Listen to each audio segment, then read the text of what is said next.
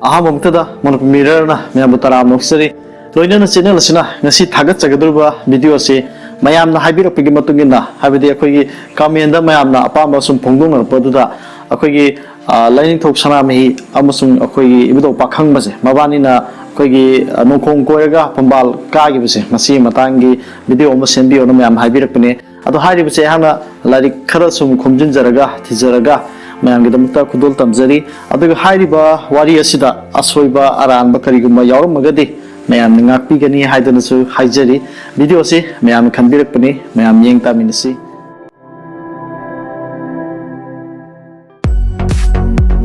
ahammaktada anoba sahi 2020 na lakpada channel asigi nuksiraba subscriber amadi viewer khodimakta wish pizari happy new year anoba sahi na lakpaga yaifa nuaiba tawru khudingda mai pakpa chawkhatpa haibidu oirasun ngasi channel asina thagasagadriba video asi nongkhong koiba haiba lining thoksana mehi amasung ibudo pakhang banina nongkhong koiduna lining thoksana mehina kanglai yumthong khudingi ningthau oikhiba amasung ibudo pakhang mana malem taibung pan asigi ningthau oikhibegi wari aduni mayam wari asi taminasi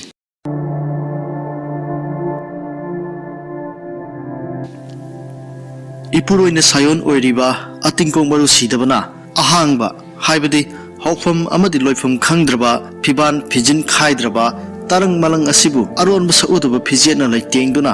saknaidana saklotuna miyeng sangkhai birakhi amasung taibang kumhai sanarigi haina khalakhi asumna atingkong maru sidabana arepa wakhal thamduna saphongnaba thawrangle laiching nomfai maraktagi tujung ningai oiraba iwai inin galoinana atingkong maru sidabana jingu khoyum sidaba oina saphongkhre jingu khoyum sidabana matau karamna taibang kumhai puthokpa yagadagi haibasigi wakhalonda lisang thakre maisa makhai khomjilliba koloi minglen athoiba koro hanbu kauduna tarang sigi mayai chabukta nganthoiduna lahallage khalladuna jingu khoyum sidabana koro hanba semba loikhre sidaba mapuna koro hanba semba loikhraba matungda jingu magi ye thangba hakchangdagi lining thok sorarel puthokle oidagina imalai mare sidabi puthokhi asumna sidaba mapuna sorarel amadi sidabi ani puthoklaba matung jingu sidabana tarang leipau lauraklami sorarel amadi leimarel anina tarang leipau adu punging changna napuchikna tarami sidaba mapuna taibang kumhai sanarigi khandana thaurangliba asi mapung phaba ngamdre maramasina tarang leipau aduda jingu sidaba mahakna taibangda saphonglege maramasina chafu ahingba ama humni suna iralu pungani longdana khubak changjau semna lon nabungu aibu khurumjau koro humni subada sanam sunu phudongduna khoyum saphonglege asumna tarang leipau pirami laurokliba tarang leipau asibu punging changkhona taraga leimarel sorarel anina pungning amata oina jingu sidabu buningjaduna chafu ahingba ma phangjaruduna iratkhi numit humni suna iratlabada jingu sidabuna kubiraduna angang ama oina saphong birakhi asumna numit humni iratlaga saphong bir I haibagi humni suba angang haina koloinakhi chana ahingba kum phajai machu heli langi haiduna puhing chana haina su mingawnakhi atingkong maru sidabagi matik maya yauna jingu khoyum sidabana saphong birakpa maichau kayana asumna saisaknarami poknen pokpa salen satpa tarang hirel oiriba hawpham satham oiriba changpham thungpham oiriba pokpa siba naidriba hungna ninna nawong oiriba taibang pangi mapuni asumna jinguna saphong biraba mahakpu sana mehi haina koloiraduna leimarel amadi sorarel anina macha oina yoksakhi sana mehi saphong khrabada atingkong maru sidabagi yathang matungina sorarena sana mehibu taibang malem semlo haina thodok pikre mapabung yathang matungina huing chana pibarel konseng chana pibarel sana mahina taibang malem semkhre taibang malem semba loikhrabada mapabung sorarena yaibi panbu khudimak semnaba thodang amuk pikre mapabugi yathang kokta thong taibang yaibi panba semnaba thorang lagre Puhing sana pibarel konseng sana mahina yaibi thawai panba laiji irolungda leigidaba namu mitam nga ama saraduna mapada kasarami mapana yaibi thawai panba namu mitam nga adu laiji irolungda thadoktuna hairami hayeng taibangni yumlep tanduna hingba matamda usin ngamu oyuko haiduna thadokre asumna mapana apenbu oidrabada sana mihina sa marak nga marak oiraba yaibi panba kaya kaya mathang semlakpana kangphal ising punna hingbangamba hangoi kanghudagi hauraga yong phawbagi thak yongna semlami lainingthok sana mihina semliba yaibi panba mayamdi yenglaga lainingthok sorarena hairakhi Puhing sana pibarel nahang semliba yaibi panba khudimak yengbada mitki kumai oiredo adumakpu masina taibang kumahi mapung phahanbadi yaroidori masidigi henba yaibi panba semba ngamdrabra asumna sorarena hangbirak sana mehina mahaki upai leitabadu hangatchakhi matawadu ubada sorarena kubiraduna magi mami yenga yaibi panba semo takpirakhi sorarelgi athang matungna sorarelgi mami yengduna mamigi mawong adu lauduna lainingthau sana mehina ama semlami Handak sana mihina semliba asidi mapa ibungona hek pamjabadu thokre masana sariba adu imalai mene sidabinasu asuki matik pamjakhi mahak makki pibuk thokki macha oijaningki imalai mene sidabin hairami ngasi isana sariba taibang ngasi nama aina asuki matik khoida jana pamjare maramasina napa bungna thawai hapiduna aigi pibuk thokki isa oina phangjarage haina salairen sidabada haijarakhi Salai sidabanasu imalai maregi wafam adu yaningladuna kubiki imalai maren sidabigi bibuk nungda taibangbu yaibi hapiraduna thabum taret nakonduna macha oina phangjiki phangjariba mabuk thokki macha adu papagi mitam mana saki haibigi mi haina kauki koloi melena imalai marena thabum tara nakonduna bibuk thokki macha oina pokchikhiba adugi konjin tukthokpa haiduna thonbiki Asumna malem amadi yaibi panba kaya semba loirabada lainingthok sorarena macha anibu koksinduna hairaklami ichasa laigi langon langdai loisilakledo napagi matamsu loirakle napa aina thuptringei napa na phamliba phambal asi icha amada sinaramnage maramasina malem nungkhong asi tarelak koiruraga napagi phankhong hana paiba aduda phambal kahalagani taibangge ningthok oihalagani Chatlo malem tarela koiruro haina hairami wahi asi tabda lainingthok sana mehina mapa mama anibu khurumduna nongkhong tarela koiba chatkredo matawasi ubada sanau kujin tukthokpa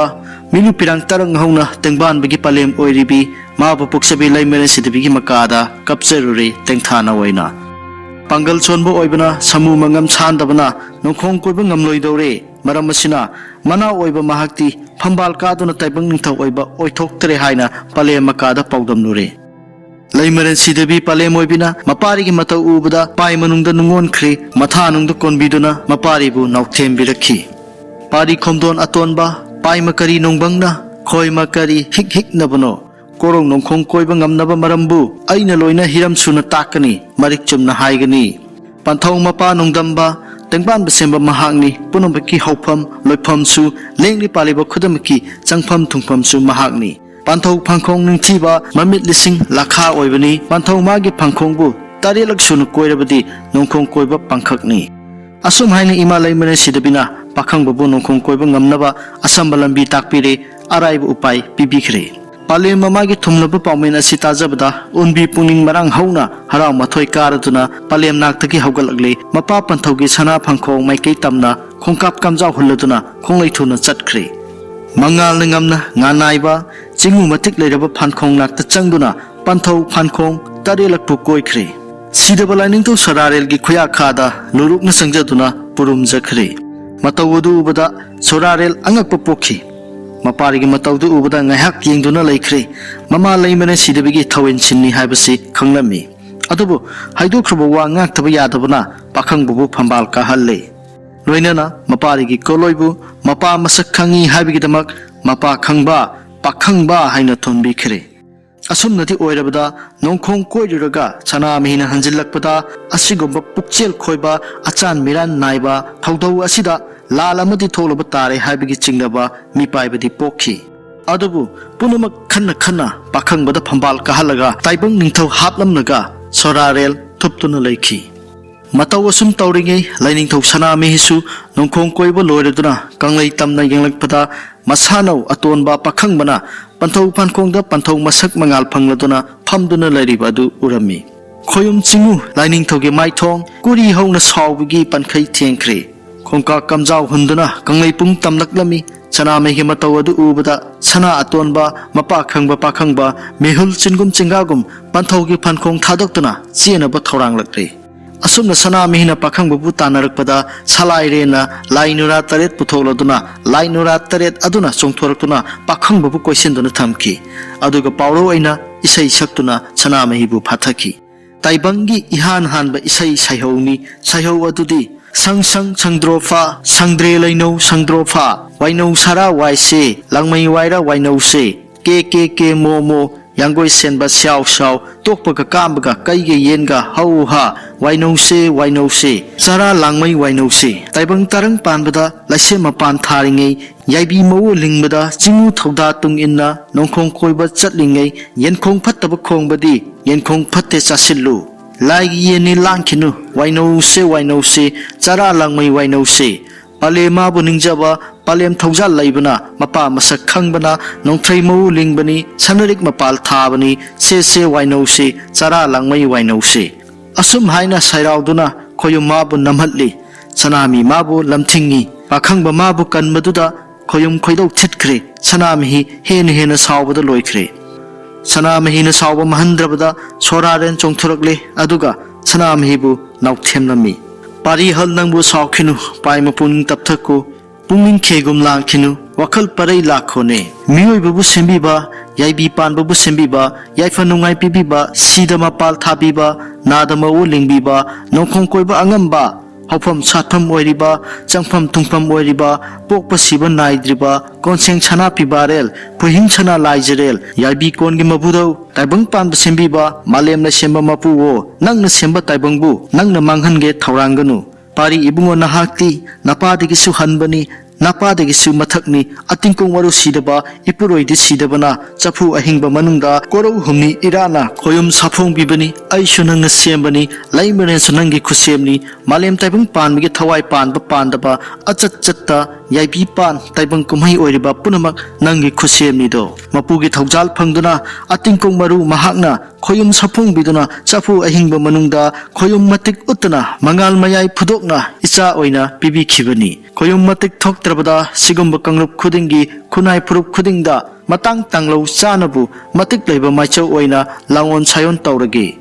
asumna sorarena Lainingthau Sanamihibu themjinjarami hairiba warol adudi atingkok maru sidabana taibang pan asi sembani loinana Lainingthau Sanamihi masu atingkok maru sidubigi langon oibani asigumba kaya asi ningsinghanbani maparida asigumba kaya asi ningsinghalaba matungda sorarel mahsu thupkhirami maichau oina langon sayon taurage haiduna sorarel ge marik chumlaba nauthemda Sanamihi makhai phangluduna penjakhibani sorarel ge nauthem matungina masana masabu khangluduna taibangi yumthong khudingda changduna yumlai oiduna taibang migi ningthau amadi layam singge ningthau Sanamihi na oiki asumna channel asina nasi miyamda nongkhong koibigi wari asi khudol tamjabani hairiba wari asi atugi matik sangbani adubu ngasi ahang lokhatchabadi khara lokhatcharaga machangoiba khara lokhatcharaga mayamda khudol tamjabani channel asina thamjariba wari asida asoiba aranba yauromlagadi mayamne ngakpigini haiduna su haijari hairiba wari asi lari khara digi tasin khomjinjaraga akhanga hi khara digi hangjaruraga semjarakpani maramasina channel asina ngasi thagaschariba video asina mayambu lana lamjinge lana puthokke haiduna semjaba maktina sade tungda horoliba naharol singi damakta khallaga karamna nongkhong koibagi wari asi tawkhibano habadu mayamda khudol tamjaba khaktani video asiba meng tabiriba khudingmakpu channel asina thagatpa phungdoksari kanglaipa imana yaifare